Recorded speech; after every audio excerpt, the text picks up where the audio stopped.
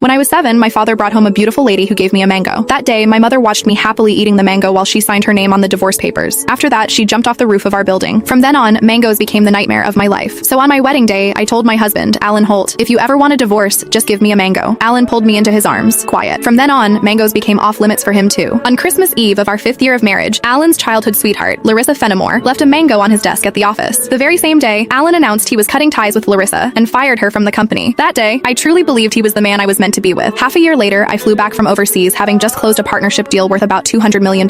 At the celebration dinner, Alan handed me a drink. After I had finished half the glass, his so-called childhood sweetheart, the woman who had been kicked out of the company, stood behind me with a big grin and asked, "Does the mango juice taste good?" I stared at Alan in disbelief, and he was trying hard not to laugh. "Don't be mad. Larissa insisted I played a little joke on you. I didn't actually give you a mango. I just gave you a bottle of mango juice." But I think she's right. The fact that you don't eat mangoes is a real problem. You were really enjoying that juice just now. My face went cold. I lifted my hand and threw the rest of the mango juice in his face, then turned around and walked away. Some things are never a joke. I wouldn't kid around with mangoes or divorce. Ms. Mendez, your stomach condition flared up again because of stress and emotional triggers. If there's something you really don't like to eat, you mustn't force it down again. The next time might not just be a stomach ache. We might have to remove part of your stomach. Stay in the hospital for observation for 1 day and contact your family as soon as you can. When I heard the doctor say that, I went completely quiet. For the sake of a new project, I had been overseas for 39 straight days, working day and night, and I finally made it back in one piece. I never expected that at the celebration dinner, 1 glass of mango juice from Alan Holt would land me right in a hospital bed. Out of habit, I tapped open my pinned chat, typed 2 words, and then realized something felt off. Looking closely, I confirmed that it was Alan Holt. He had just changed his profile picture. Now it was a green mango. While I was staring blankly at the chat window, Alan's call came through. He sounded cold. "I'm already home. Where are you?" I said nothing. Any other time, I would soften my voice and act like a spoiled little girl with him. But tonight, I honestly didn't know what to say. Alan sounded annoyed. "Myra, how long are you planning to keep this up? I'm at the hospital." Alan went quiet. He had never shown much interest in my health. He would never have guessed that 1 glass of mango juice from him would send me straight to the emergency room. "Stay put at the hospital. I'm coming over right now." I didn't want to deal with him, but my body was so weak that I didn't feel like moving at all. Time dragged by. The doctor came in to check on me 3 different times, and Alan still didn't show up. Right before I went to sleep, I glanced at my phone one last time and saw Larissa Fenimore's new post on her social feed. "Every time I get hurt, my knight in shining armor shows up. I'm so lucky." The picture under it was a shot of Alan putting a bandage on her. Larissa's profile picture was a yellow mango. It was pretty, but it made me sick. Alan and I had known each other for 10 years, and he had always known exactly where my bottom line was. After so many years in business, he also knew perfectly well how to keep a proper distance from other women. But now, he kept crossing that line again and again. In that case, our marriage and the newest project I had negotiated no longer needed to exist. I had closed a $200 million